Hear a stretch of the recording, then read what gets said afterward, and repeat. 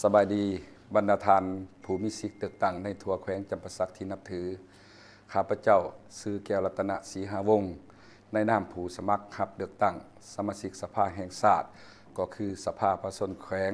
ประจำเขตเลือกตั้งที่15แขวงจำปาสักในนามผู้สมัครนัมเบอร์ซีข้าพเจ้าขอเสนอต่อพ่อแม่พี่น้องประชาชนว่าในนามผู้สมัครข้าพเจ้าถ้าหากว่าได้ไปเฮ็ดหน้าที่อยู่ในสภาทั้งสองสภานี้จะเฮ็ดหน้าที่ของตนตามพระบทบาทสิทธิหน้าที่ตามที่กำหนดไว้อยู่ในรัฐธรรมนูญและกฎหมาย ในนั้นข้าพเจ้าจะสุมใส่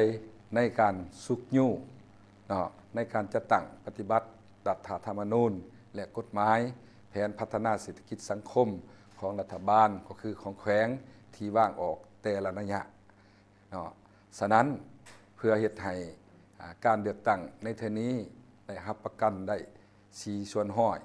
ตามแผนที่ทางขันเทิงในขาดไม้ไว้นั้นข้าพเจ้า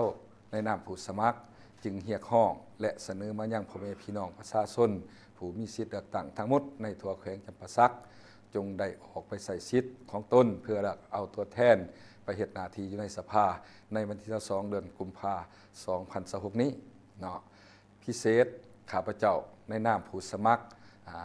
สมาชิกสภาแห่งชาติหมายเลข4ขอฝากไว้ในจิตใจของพี่น้องว่าถ้าหากว่า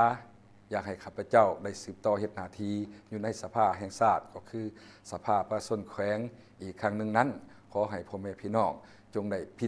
พิจารณาเลือกเอาข้าพเจ้าด้วยการลงคะแนนเสียงถ้าเห็นดีถ้าอยากให้ข้าพเจ้าเฮ็ดหน้าที่